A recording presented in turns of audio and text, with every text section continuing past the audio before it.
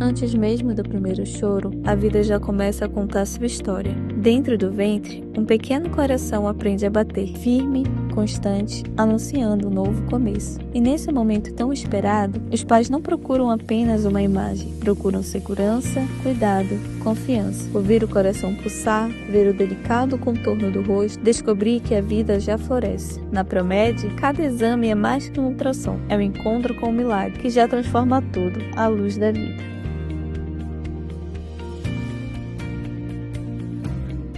Ei você mesmo que quer cuidar da sua saúde e não tem tempo, não gosta de academia lotadas? Você começa e para de treinar? Precisa de flexibilidade com horários e com personal trainer? Gosta de ambiente limpo, organizado, aconchegante? Venha conhecer o Studio One. Aqui todos os profissionais são qualificados para atender de crianças a idosos. No Studio One, sua saúde é levada a sério. Exclusividade e atenção é no Studio One. Vem ser One. Negative K, nothing further, just see the cabbie in the corner.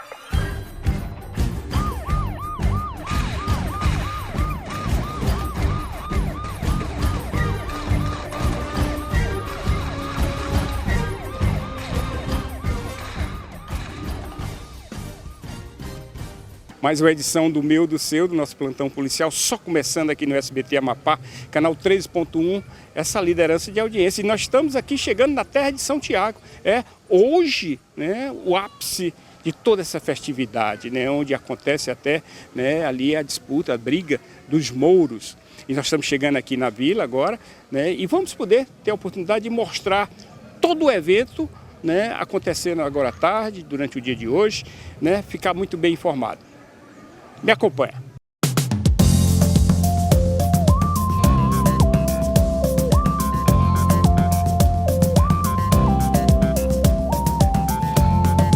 Venha pra Mazagão, pra gente abraçar cultura e tradição, história do Amapá. Venha aqui conhecer o que é amor e cristão, fato que resultou em grande celebração. Vão mimer, que é pra comemorar, com soldados cristãos, a luta pelo lugar. De Marrocos eu vim, pra essas bandas de cá, entranhada em mim, trouxe a África. Chega aqui pra ouvir o som do nosso tambor, no swing daqui, dou o maior valor. Sou Videira e Queiroz, Silva e Barriga, Torres Penha eu sou, Silveira e Jacarandá. Vem pro nosso arraial, pra novena rezar, Santana na procissão, todos vamos louvar. Quando o povo velho passar, será grande diversão, tem muito mais pra mostrar. Esse é o Mazagão, festa de São Tiago, tô na festa de São Tiago. Festa de São Tiago, tô na festa de São Tiago. Festa de São Tiago, tô na festa de São Tiago. Festa de São Tiago, tô na festa de São Tiago.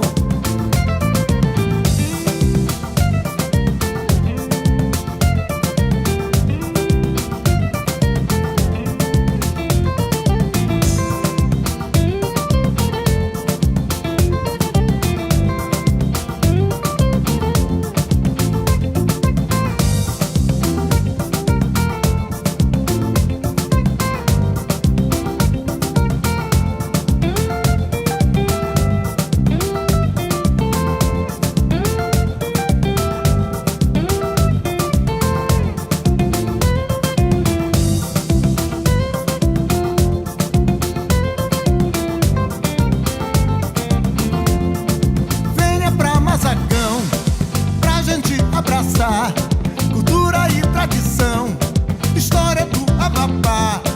Venha aqui conhecer o que é amor e cristão, fato que resultou em grande celebração.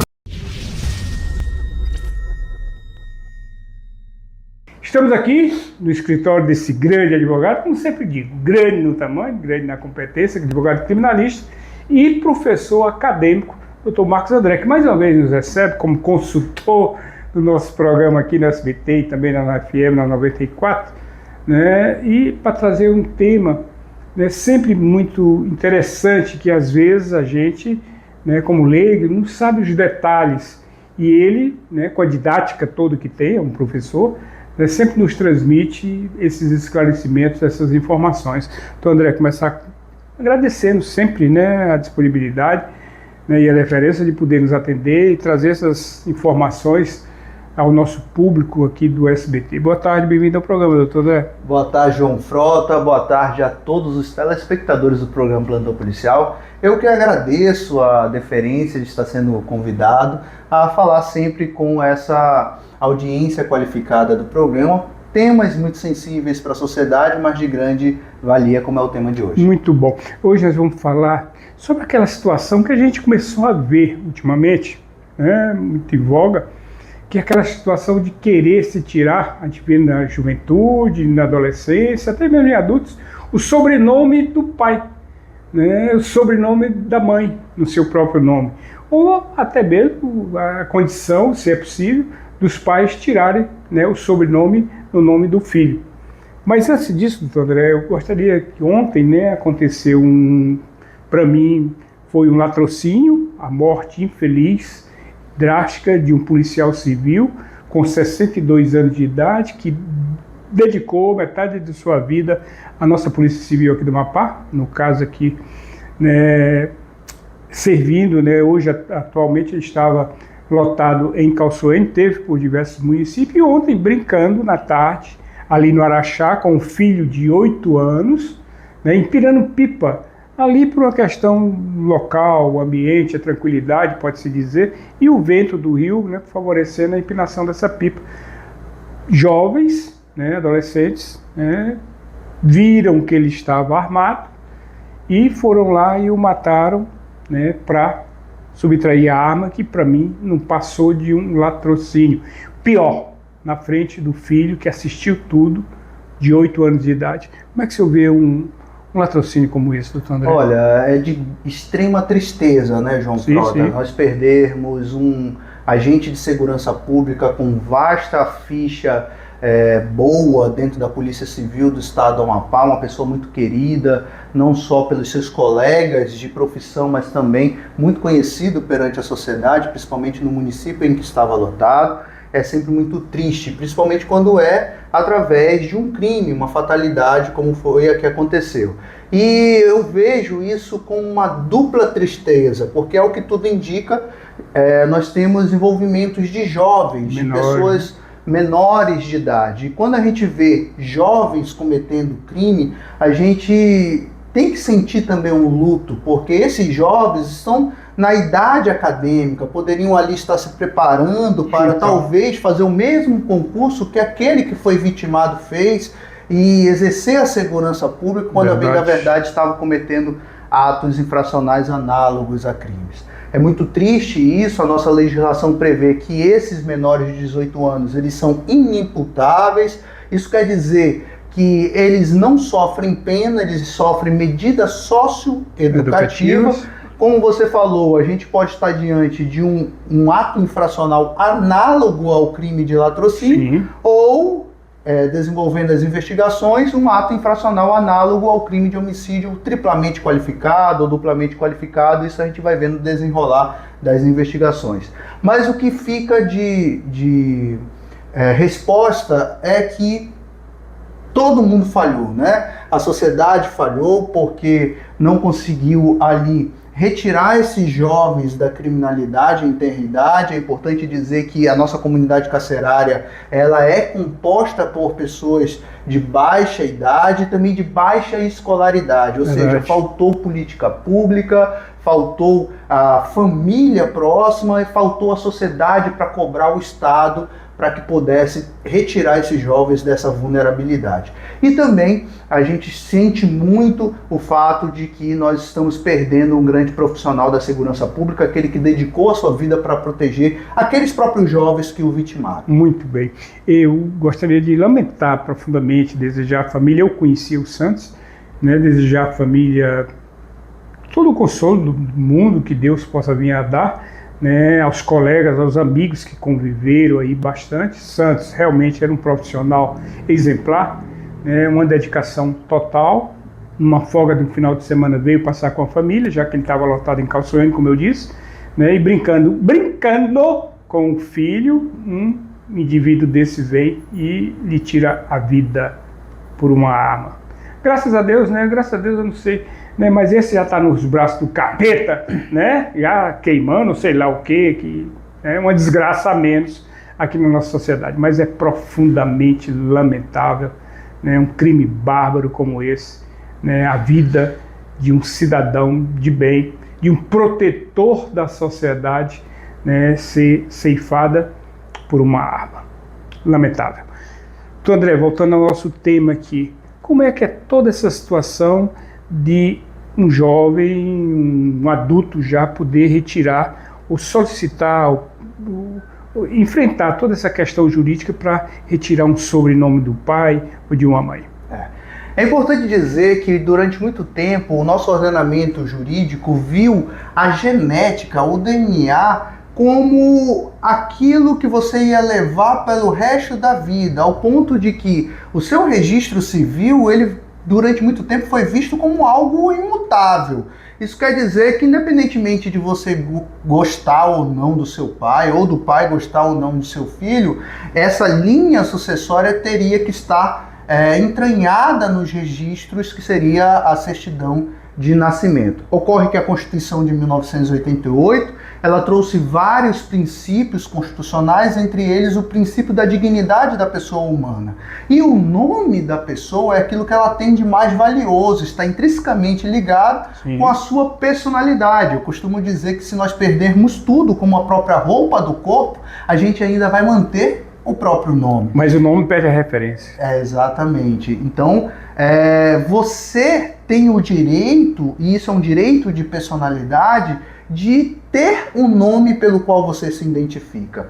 Ocorre que nós temos hoje a liberdade daqueles maiores de idade de alterar o seu próprio nome, e aqueles menores podem buscar a justiça para alterar o seu próprio nome.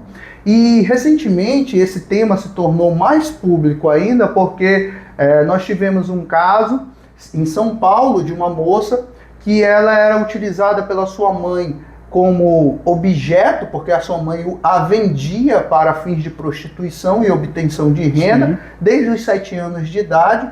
E aí ela buscou o Poder Judiciário para buscar a destituição da filiação. Ela queria deixar de ser filha daquela mulher em seus registros civis. E ela queria não só em razão dos crimes cometidos por sua mãe, mas também porque esses danos psicológicos e de ordem psiquiátricas que ela sofreu a vida toda fazia com que cada vez que ela via o seu registro civil, ela fosse revitimizada, né? Então isso atingia a sua dignidade enquanto ser. Ela entrou com uma ação de destituição de filiação no estado de São Paulo. O juiz de primeira instância julgou parcialmente procedente, dizendo que ficou comprovado os crimes ali, a dor psicológica e psiquiátrica que ela sofreu através de laudos, tudo isso ficou comprovado, mas entendeu que não poderia retirar a filiação da sua mãe. Por quê? Porque nós temos um princípio muito antigo, inclusive do direito romano, que seria a mãe sempre é certa. Ou seja, a gente precisa ter o registro da mãe para que eu possa conseguir encontrar sua linha sucessória. Ocorre que nós não concordamos com esse argumento do magistrado, vez que isso já foi relativizado em várias outras hipóteses no nosso ordenamento jurídico. Só para você ter ideia, hoje você consegue ter uma mãe que apenas gera uma criança, mas não deixa vestígios, né, do seu registro, como por exemplo a barriga de aluguel. Né? A comunidade LGBTQIA+, hoje podem ter filhos e se utilizarem disso e registrar essa criança sem uma genitora do gênero feminino. Então, esse argumento ele não pode ser absoluto. Um segundo argumento utilizado pelo magistrado é que não existe previsão legal no nosso ordenamento jurídico de um filho retirar o nome da sua genitora dos seus registros civis. Isso também não pela doutrina e pelos estudiosos do direito não pode ser utilizado, em razão de que nós temos uma lei, a Lei de Introdução ao Estudo Brasileiro, que lá no artigo 4º ela diz que quando nós não tivermos uma legislação que regulamente uma matéria, nós podemos nos valer de princípios, de costumes e até mesmo de analogia. Então o magistrado, ele não pode atingir o princípio da dignidade da pessoa humana, o princípio da pessoalidade, e também ele poderia se valer de analogia para suprimir a ausência legislativa e não afrontar a dignidade dessa pessoa. É um processo demorado, burocrático, doutor André? Com certeza, é um processo muito burocrático, é importante que se diga que isso não pode ser uma regra, isso tem que ser uma exceção, porque senão seria muito fácil uma criança brigar, ou um adolescente, ou até mesmo um adulto brigar ali com o seu genitor em casa e falar assim, eu não quero mais que você seja o meu pai. Então são vários requisitos estabelecidos pelo STJ, em um julgado que ficou muito conhecido a nível nacional também, que foi em 2025, em fevereiro, se eu não me engano, um julgado envolvendo o filho de um dos irmãos Cravinhos. Sim. Que, para quem não lembra, os irmãos Cravinhos estão ganhou também uma conotação. Naquela morte ali dos pais da Susana Richthofen, né? Nós temos o Christian Cravinho, que teve um filho. Ele só conviveu com esse filho em tenra idade, até próximo de 1 ano, e aí ele foi preso e não mais assistiu esse filho, seja materialmente ou socioafetivamente. E isso fez com que esse filho, quando já fosse maior, 26 anos, se não me engano, ingressasse com uma ação de destituição da filiação.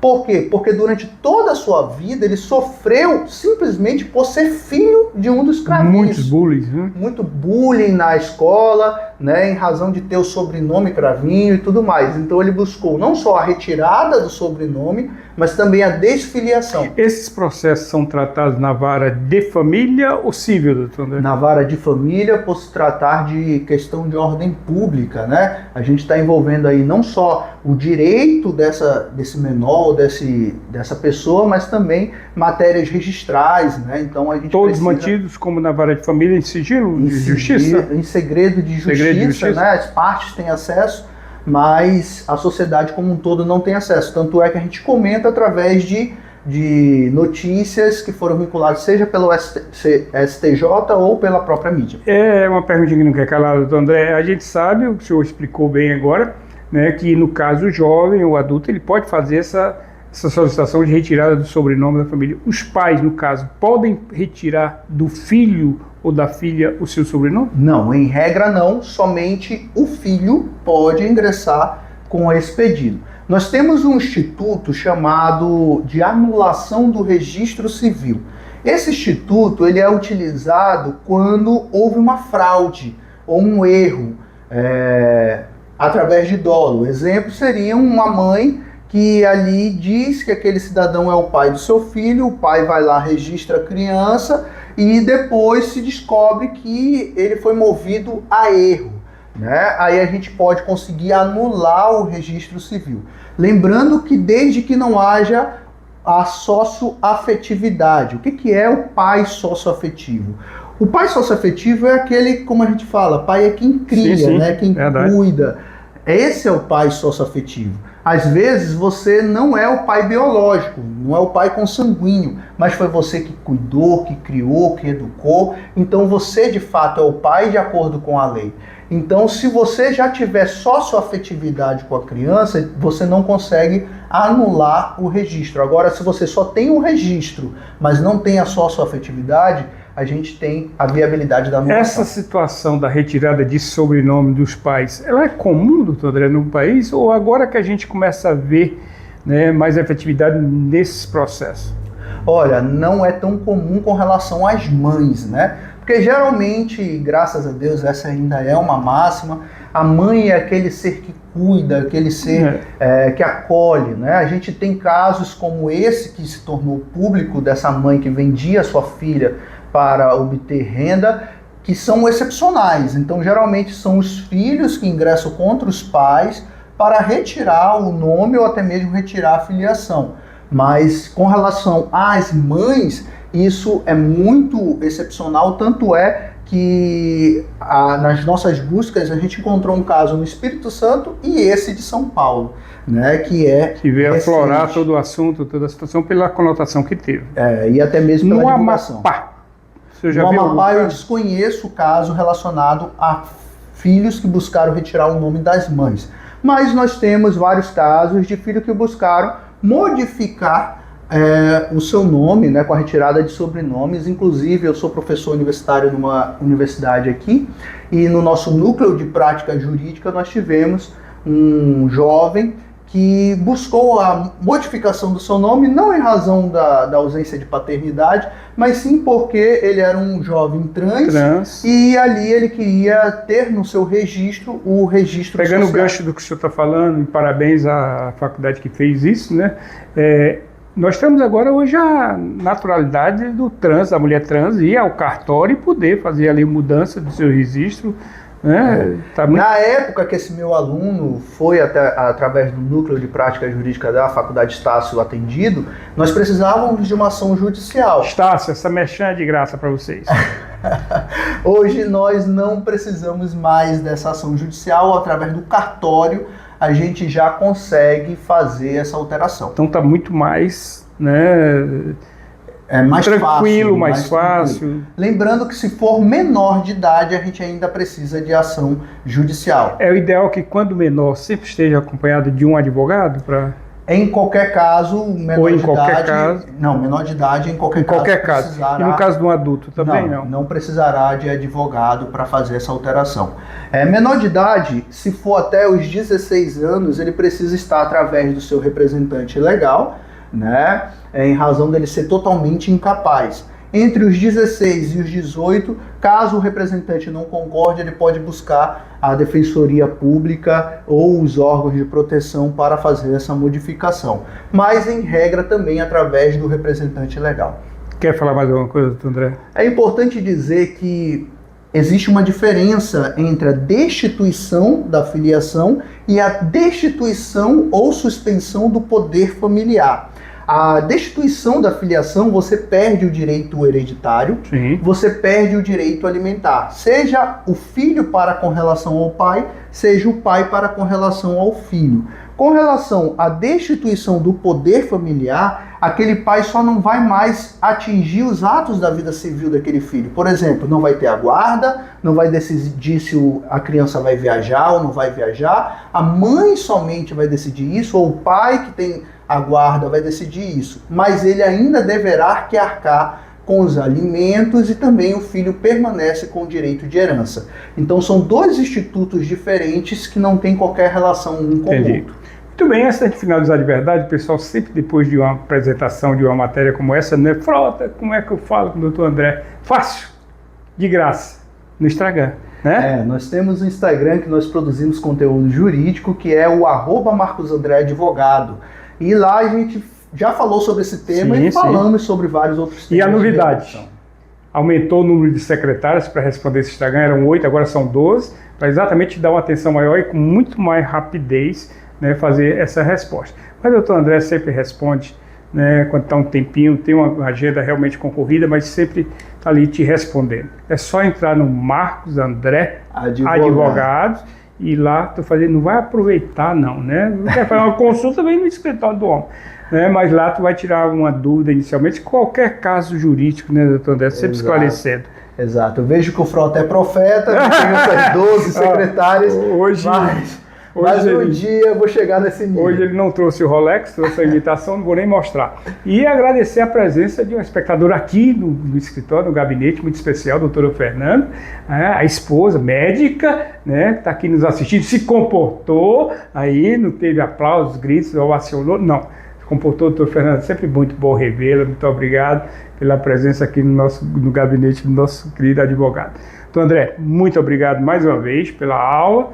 Né, estamos à disposição sempre e sempre agradecendo, né, por essa consultoria jurídica para o nosso programa aqui no SBT, também na Rádio Equatorial, trazendo sempre, né, o debate, essas informações, esses esclarecimentos, né, do que diz respeito a essa parte jurídica que entende muito bem, não só como advogado criminalista, mas também né, com toda essa didática de professor, de um excelente professor acadêmico. Mais alguma coisa, doutor André? Só agradecer a oportunidade e me colocar à disposição do plantão policial, também da sociedade, através do nosso Instagram, Marcos André Advogado. Conversamos então com esse grande advogado, doutor Marcos André, advogado criminalista e professor acadêmico aqui no Amapá.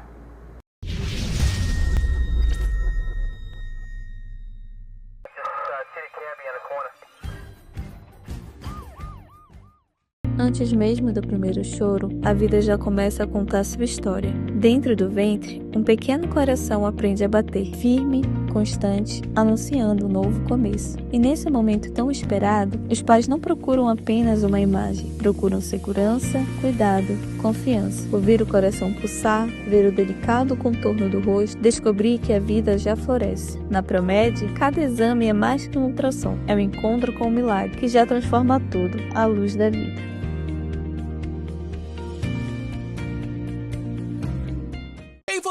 Você mesmo que quer cuidar da sua saúde e não tem tempo, não gosta de academia lotadas? Você começa e para de treinar? Precisa de flexibilidade com horários e com personal trainer? Gosta de ambiente limpo, organizado, aconchegante? Venha conhecer o Studio One. Aqui todos os profissionais são qualificados para atender de crianças a idosos. No Studio One, sua saúde é levada a sério. Exclusividade e atenção é no Studio One. Vem ser One.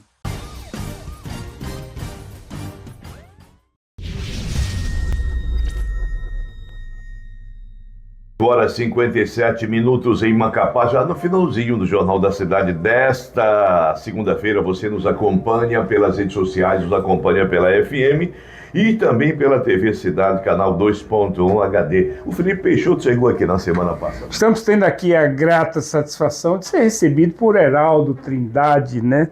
Esse advogado, jornalista, radialista, inclusive aqui no estúdio, terminando o programa da manhã desta segunda-feira, né, o Jornal da Cidade, que é um programaço, né, milhares e milhares de audiência em todo o nosso estado. Heraldo, primeiro agradecer, né, por nos receber, tirar um tempinho para conversar com a gente. Você que é sempre um bom papo, né, e o poder também da experiência, do conhecimento, para que a gente possa tratar um pouquinho aqui de política, já que o momento é político. Começou aí as convenções partidárias, e você, como foi também, né, deputado federal constituinte, teve 3 mandatos, né, existe toda uma expertise, essa experiência de poder comentar sobre o assunto, já também que está muito atualizado aqui no que diz respeito à política no estado do Amapá. Bom dia, obrigado, bem-vindo ao programa, Heraldo.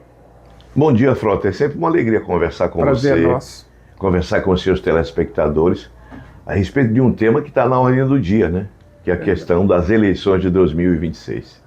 Verdade. Heraldo, como é que você está vendo tudo isso? A gente viu que vamos terminar em 2 candidatos a governo, né, até agora apresentados, que se apresentaram, né, o próprio Furlan, que já teve convenções, né, logo no início, e também a do governador Clécio, que vai à reeleição, né, e eu acredito que finalize, na verdade, na majoritária, nesses 2 candidatos. Como é que você vê tudo isso? Eu penso que quando o eleitor vai às urnas, ele avalia o potencial de cada candidato. E é indiscutível, eu vou emitir aqui a minha opinião, meu ponto de vista, claro, daquilo que eu observo como jornalista, que diariamente está no rádio, na televisão, sim, e tem a oportunidade de acompanhar tudo que está sendo realizado. Eu diria que o Clécio, ele tem no seu currículo algo que é muito importante no sentido da avaliação da população, que é o desempenho como governador ao longo desses últimos 4 anos, na saúde e na segurança pública, principalmente, que são 2 pontos que eu considero como fundamentais de uma avaliação imediata da população. Tripé de governo, né? Exatamente. Um governo que demonstra uma atenção e mostra isso na prática, em relação a esses 2 itens que são fundamentais, garantidos constitucionalmente, a saúde e a educação, ele demonstra preocupação com a população. Vejo que a questão da construção dos hospitais, agora nós estamos prestes a receber o novo prédio do Hospital de Emergência, o hospital construído em Porto Grande, que pouca gente em Macapá conhece, e aliás eu até sugeriria aqui ao governo do estado que pudesse fazer uma divulgação ampla disso para as pessoas terem conhecimento. O fato é que muita coisa o governo tem feito e que a população não toma conhecimento porque não é divulgado. Esse hospital de Porto Grande, pelo que eu sei, Frota, é um hospital muito bem estruturado e que acabou por auxiliar as comunidades não só de Porto Grande, regionalizou, né? Da Redondeza, evitou que você tivesse aquele fluxo tão grande de pessoas vindo dessa área de Porto Grande, Tartarugalzinho, ali as adjacências, para os hospitais de Macapá. Essa descentralização, ela é fundamental, ela é importante, ela deve continuar. O hospital de emergência que vai ser entregue brevemente, uma estrutura extraordinária, e aí a gente compreende que muita gente fala o seguinte, mas está demorando para ser entregue a obra, mas a obra tem que ser muito bem feita. Não pode ser uma obra de afogadilho apenas não é só a parte física, exatamente, a parte estrutural. Não só com interesse político partidário, porque muita gente trabalha nesse sentido. Vou fazer uma praça, fazem 3 meses. Dali a 1 ano tem que reformar. O piso está quebrado, a estrutura já está comprometida. Então precisa fazer, mas fazer com uma segurança que a população possa ver que a obra foi bem feita. Então eu vejo isso como um aspecto muito importante. Fora o outro ponto da saúde, nós temos a segurança pública. Olha, na condição de amapaense, eu fico assim muito feliz de ver os investimentos realizados pelo governo na segurança pública. E isso é inegável, né? Existe uma frase que diz que contra fatos não existem argumentos. É indiscutível que esse governo trouxe um número muito maior de integrantes para a Polícia Militar, para a Polícia Civil, para a Polícia Penal, para o Corpo de Bombeiros. Polícia Científica, né? Polícia Científica. As forças de segurança, de uma forma geral. Fora essa questão, a logística que é fundamental. Você podia talvez imaginar, há algum tempo atrás, a nossa Polícia Militar utilizando drones, utilizando uma estrutura de armamento moderna, capaz de dar à população a garantia da segurança que ela realmente procura, que ela realmente necessita. Então, se nós fôssemos falar de tudo, Frota, dessa avaliação do que aconteceu no Amapá ao longo dos últimos meses, dos últimos anos, nós levaremos aqui o seu programa inteiro.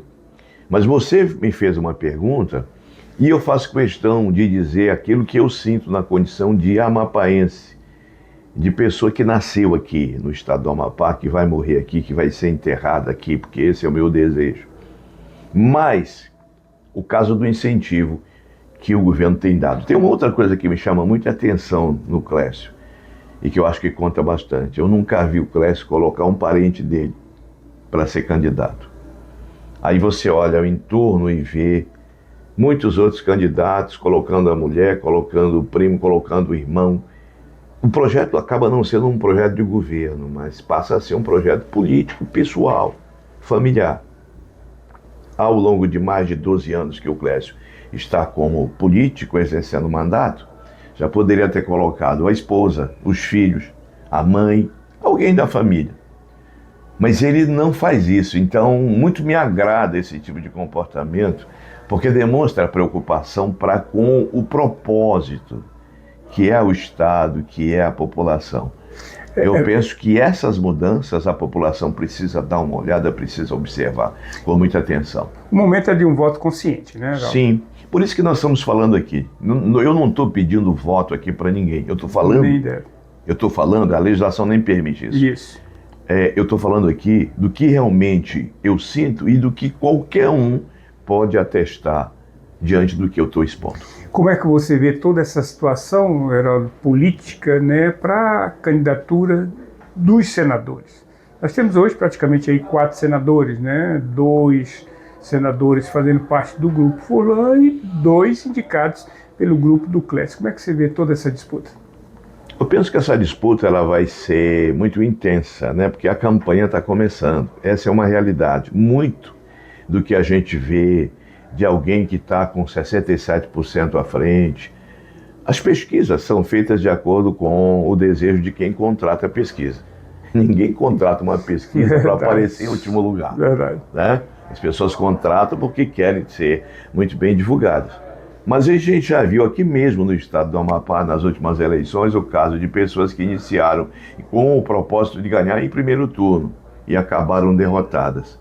Então, a partir do momento que a campanha política começar, é que a gente vai ter, Frota, mais ou menos um indicativo de quem poderá chegar ao final a voz da experiência, com o resultado. E muitas das vezes você vê aqueles que gastam fortuna, Heraldo, e perdem para aqueles que pouco podem gastar. Sim. Não é verdade? Heraldo, e no questão das candidaturas para deputados federais, que é já um número maior, você que fez parte, teve 3 mandatos como mandato federal, né, inclusive constituinte, como é que você vê essa eleição 2026? Teremos uma renovação significativa ou não? Não, eu penso que não. Talvez nós não tenhamos, porque a própria legislação acaba por tratar a manutenção do status quo. Quem é presidente de partido vai dirigir o fundo eleitoral. E dirigindo o fundo eleitoral é evidente que farinha pouca, mel, pirão primeiro. Verdade. Então eu vejo poucas possibilidades. Vamos ter mudanças, sim, mas não tão significativas exatamente por esse aspecto do fundo eleitoral, que é direcionado quase sempre pelo parlamentar que está presidindo o partido. Nas candidaturas a deputado estadual, que nós temos um número muito maior, até mesmo porque temos 24 vagas aqui no estado, né, e a disputa ela realmente sempre foi a maior. Como é que você vê essa disputa para estadual nesse pleito de 2026, Heraldo? Eu penso também que pouca mudança, Frota, vai acontecer. Todo mundo já se estrutura. Hoje a política ela é feita de movimentação financeira, em que pese um controle estabelecido pela Justiça Eleitoral, mas as fiscalizações acabam não sendo tão efetivas ao ponto de evitar a compra do voto. E durante 4 anos tem muita gente que se organiza para isso, não trabalha nos 4 anos no sentido de oferecer benefícios para a população, mas trabalha para si, formando seu caixa para, na eleição seguinte, estar devidamente preparado. E a maior parte age exatamente assim, por isso eu não acredito em tantas mudanças. A tecnologia, né, que tem avançado, tem trazido só grandes benefícios, né, em todos os segmentos da sociedade. Na eleição também ela não deixa de aparecer, inclusive com as IAs, e trazendo às vezes problemas com as fake news. Você que usa e utiliza, né, essa tecnologia, quer seja aqui no rádio, quer seja na TV, né, onde você apresenta grandes programas aí, né, como é que você espera esse ano, né, o TRE ter que enfrentar, né, esse gargalo que é a fake news? As fake news, elas podem prejudicar muito, porque a gente já está vendo isso, né? Algumas informações que são repassadas. Deturpadas. Tomamos conhecimento de uma milícia digital que existia aqui na cidade de Macapá, e não somos nós que estamos dizendo, quem disse foi a Polícia Federal inclusive, e que isso tudo demonstra uma preocupação que os órgãos de fiscalização devem ter nas eleições deste ano, porque com certeza absoluta as fake news vão ser utilizadas com o objetivo de tentar prejudicar muitos candidatos que estão concorrendo a essas eleições. A tecnologia, ela foi criada para fazer o homem evoluir, para beneficiar o homem, mas infelizmente em todos os setores sempre existem os maus. E é claro e evidente que se não houver uma fiscalização ostensiva, aplicação rigorosa da lei, muitos problemas vão acontecer em relação à inteligência artificial nessas eleições. Heraldo, com toda a sua experiência, expertise política que sempre teve, né, nós sabemos que Macapá é considerada a capital, a cidade, né, estado, por ter a maior população, mas o interior tem se tornado também significativo no que diz respeito ao voto, né, em toda essa conjuntura política. Você acha que nessas eleições, né, de repente o interior pode ser, né, o voto que vem do interior pode ser a cereja do bolo para muitos candidatos? Olha, é interessante a sua pergunta, Frota, porque historicamente o interior sempre decidiu. E eu vou dar um exemplo aqui.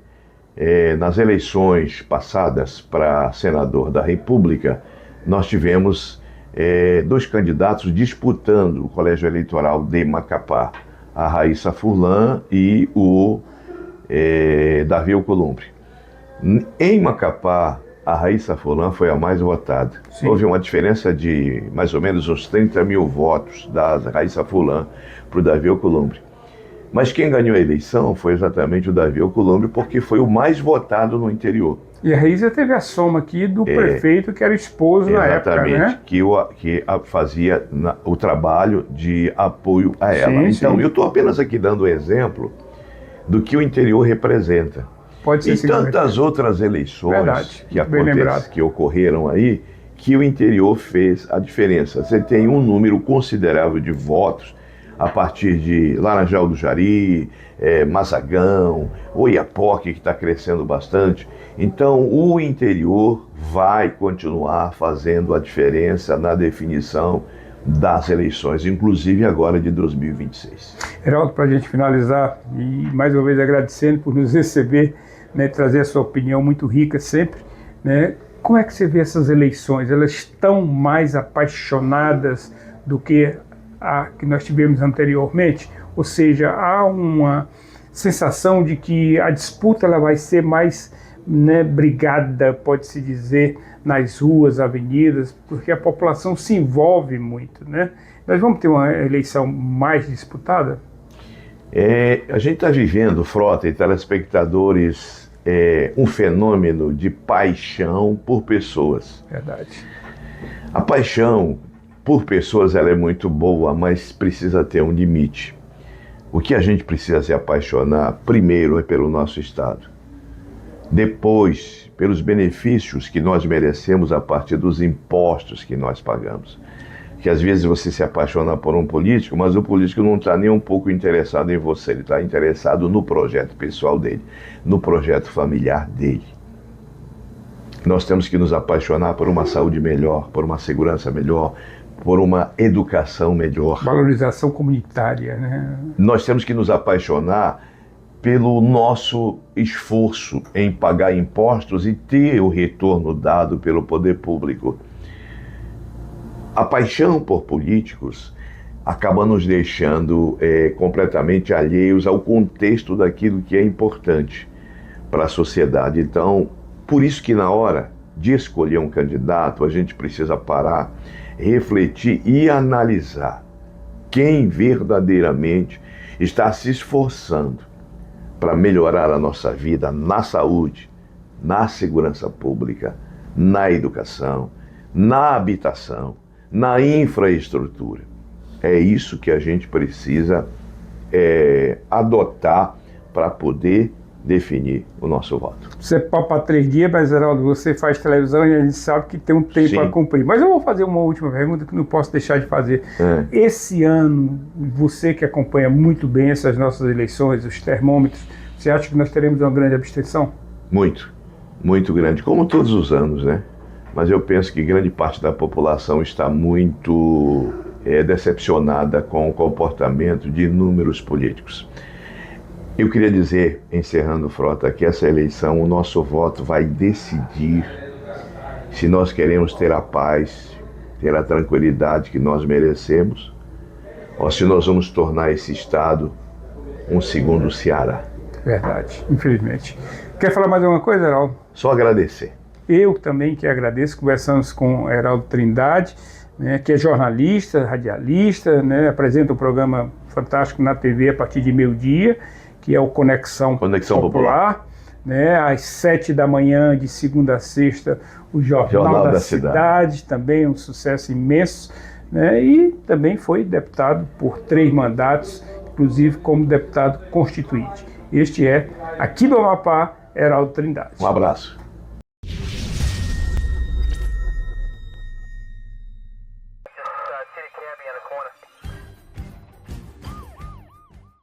Antes mesmo do primeiro choro, a vida já começa a contar sua história. Dentro do ventre, um pequeno coração aprende a bater, firme, constante, anunciando um novo começo. E nesse momento tão esperado, os pais não procuram apenas uma imagem, procuram segurança, cuidado, confiança. Ouvir o coração pulsar, ver o delicado contorno do rosto, descobrir que a vida já floresce. Na Promed, cada exame é mais que um ultrassom, é um encontro com o milagre que já transforma tudo à luz da vida.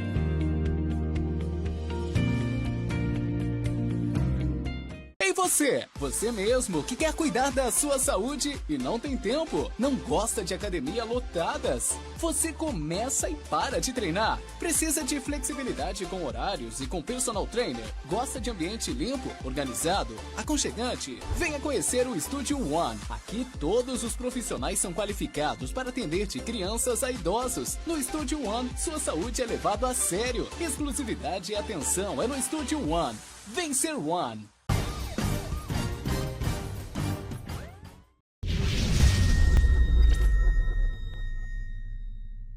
Estamos aqui no comando desse batalhão especial, BOP, mais precisamente no gabinete do nosso subcomandante, Major Hércules, né, que nos recebe para falar um pouco dessas atividades, onde a gente, nos últimos tempos, tem aumentado, né, toda essa proatividade, essas operações, principalmente com foco na batalha, na luta contra o crime organizado. Major Hércules, sempre um prazer revê-lo, falar consigo também, sempre traz aquela sensação de segurança. O senhor quer uma experiência viva, uma referência na nossa Polícia Militar, aqui no BOP. Obrigado por nos receber e poder falar um pouco do nosso público. Bom dia, seja bem-vindo ao programa, Major. Bom dia, Frota. Agradeço aqui mais uma oportunidade de receber o senhor no nosso batalhão. Bom dia aí a todos os telespectadores. Agradecer a oportunidade. Estamos aqui num momento muito bom de operações. Nós estamos aqui atuando em conjunto, né, com a diretoria de operações, com o Coronel Eliabe, junto com o Coronel Max aqui, e um trabalho bem alinhado com o Coronel Alain, nosso comandante-geral da instituição.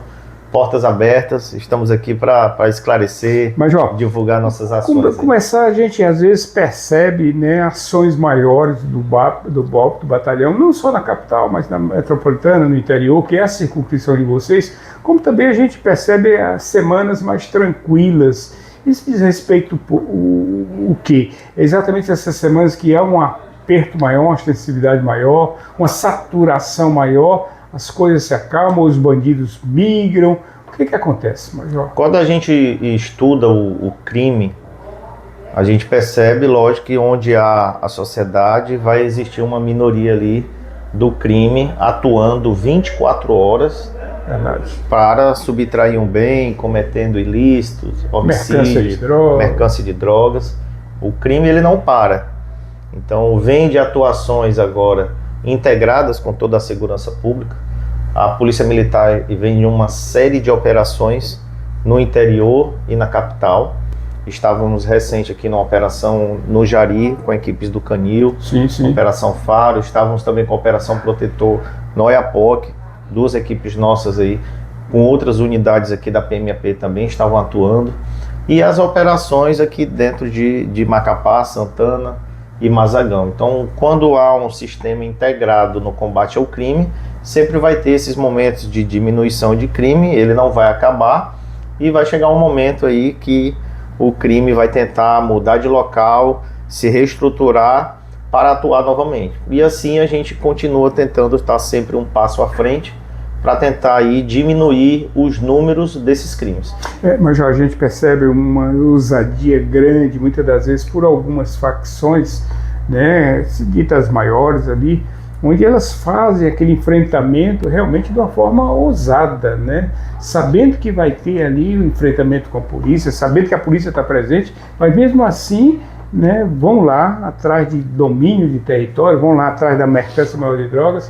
Isso é também feito, esse estudo, essa previsão do que vai acontecer ali, não? Cada área que eles tentam dominar, ou que eles dominam, assim, a área dominada que eu digo, no sentido de que ele tomou de uma outra facção criminosa, isso gera mais lucros financeiros para essa organização criminosa. Que é o que eles visam no final, né? E dentro do nosso estado não existe localidade, bairro, região ou ponte que o nosso estado não tenha uma atuação da Polícia Militar. Tanto é que os números aqui desse ano que foram apurados, nós baixamos o índice de homicídios, de roubo à residência, do número elevado de apreensão de armas de fogo e de droga. Então, nós estamos no caminho correto de fazer essa análise criminal, o estudo aqui de como é que está acontecendo o crime em cada região.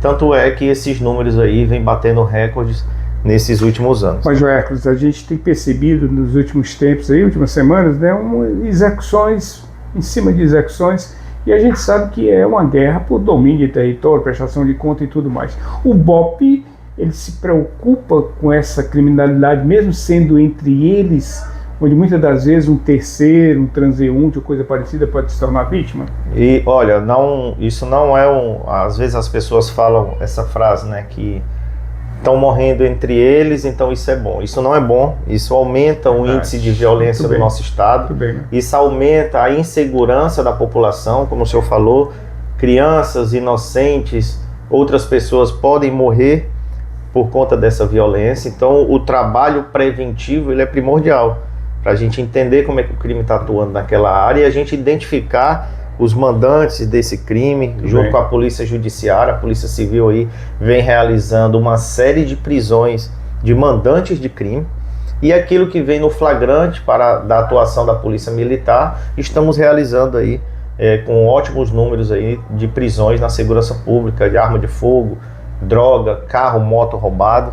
Então é maléfico para todos nós, tanto para a segurança pública quanto para a sociedade, ter briga entre facções. A gente observa que há indícios, né, de rivalidade entre essas mortes, né? São rivais que estão se matando por diversos fatores. Às vezes um criminoso, ele é usuário de droga, está devendo a droga, e eles dão um ultimato de um tempo para eles pagarem o que deve, e quando não pagam, eles são assassinados pela própria facção. Pela dívida, né? Pela dívida que ele tem. Então, muito bem. Mas, ó, é muito perigoso.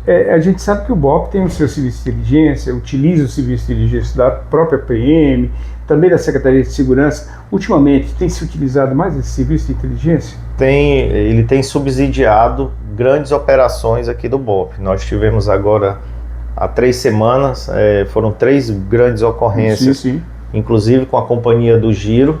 Eles atuaram em conjunto com a inteligência da CIOP, lá da Secretaria de Segurança Pública, realizaram prisões aí de um indivíduo que era liderança de facção aqui de um bairro, que atuava justamente em execuções. Prenderam também um grupo que estavam levando ilícito, tentando levar ilícito para dentro do IAPEM, e outro uma prisão de tráfico de drogas. Ou seja, quando trabalha integrado com as forças, o delegado César, o delegado Felipe, vem dando muito suporte aqui para o Batalhão de Operações Especiais, no que tange esse apoio logístico em licitações e aquisições para o nosso batalhão, e apoio operacional com a inteligência aí através da CIOP. Mas, Joé, eu não posso deixar de falar, a gente sabe que nos últimos 3 anos e meio, onde estava lá na direção do IAPEM, delegado Luiz Carlos, um abraço para ele, fez um trabalho fantástico, né? Revolucionário, que repercutiu aqui fora, onde se entendeu que de dentro do IAPEM saía muito do comando, né, das orientações ali, porque tinha uma comunicação fácil. Hoje, o senhor ainda vê esse gargalo? O IAPEM ainda interfere no que acontece aqui fora, Major? Não, sempre ressalta aqui inicialmente, né, parabenizar o trabalho do delegado Luizinho, né, ele trabalhou muito em conjunto conosco. Quando tem ameaça a algum tipo de servidor, quando tem aqueles ataques de modo mais generalizado no nosso estado, ocorreram operações em conjunto com a Polícia Penal, com a Polícia Civil, com a Polícia Militar, para que a gente pudesse diminuir esses números, e teve um papel fundamental nessa diminuição. E com a mudança a gente espera também que esses números, sucesso, né? O novo diretor Emerson, né? Sucesso do novo diretor, conte aqui com a atuação do Batalhão de Operações Especiais. Eu tenho certeza aí que esse trabalho integrado só tende a melhorar com o passar dos dias. Hoje, as facções predominantes aqui no Amapá ainda são em qual número, Major? Nós estamos aí com uma média de 7, 6 facções aqui no nosso estado.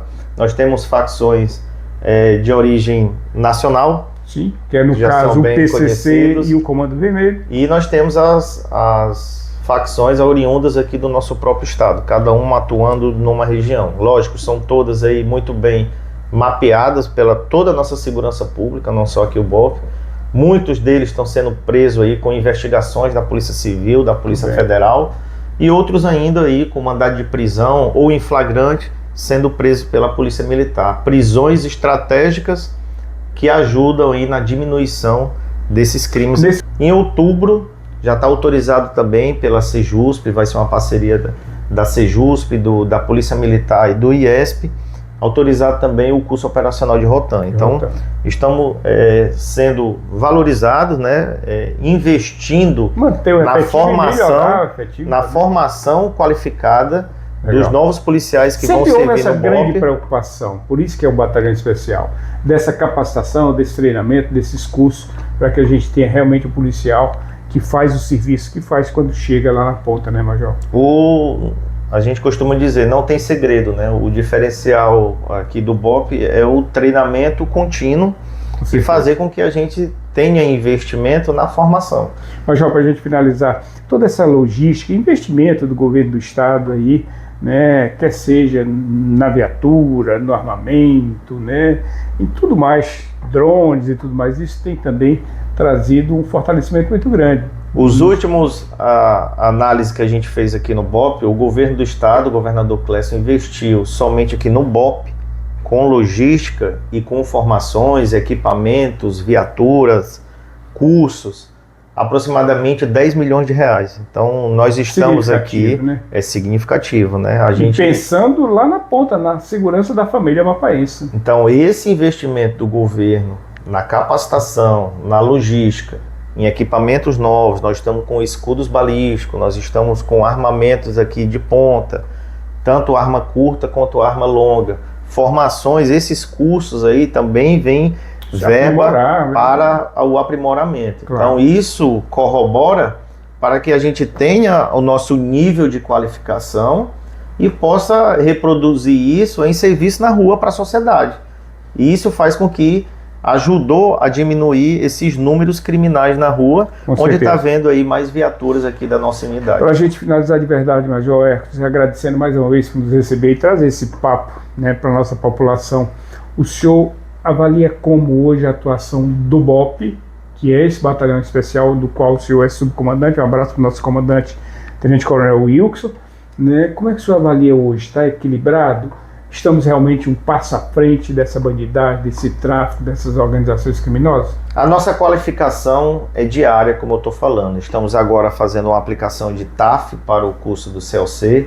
Estamos acontecendo em tempo real, estamos com policiais lá no Paraguai, um conhecimento internacional para os policiais voltar aqui e servir melhor a sociedade. E estamos com operações em andamento, Macapá, Santana, Mazagão.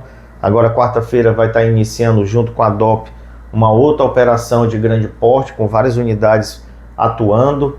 Policiamento aí na festa de São Tiago, ou seja, o trabalho empenhado no BOP tem ajudado a diminuir esses números de crime aqui, de enfrentamento ao crime junto à sociedade. Um trabalho integrado com as outras forças, eu ressalto muito bem isso. Nós temos um trabalho aqui muito justo, correto e de confiança com a Secretaria de Segurança Pública, com os demais batalhões e com as demais instituições de segurança pública. E tudo isso traz essa fortaleza que é esse combate que é feito no dia a dia. Não é fácil, mas quando a gente trabalha aí de forma qualificada, o resultado sempre vai ser positivo. Muito bem, Major Hércules, subcomandante do BOP, desse batalhão especial, da nossa briosa Polícia Militar, aqui no Amapá. Chegamos ao final de mais uma edição do nosso plantão policial aqui no SBT Amapá, canal 3.1 HD, prometendo voltar amanhã a partir das 12h45, trazendo a informação, notícias e entrevistas imperdíveis para deixar você sempre muito bem informado. Boa tarde, Macapá. Boa tarde, Amapá. Negative, K, nothing further, just city cabbie on the corner.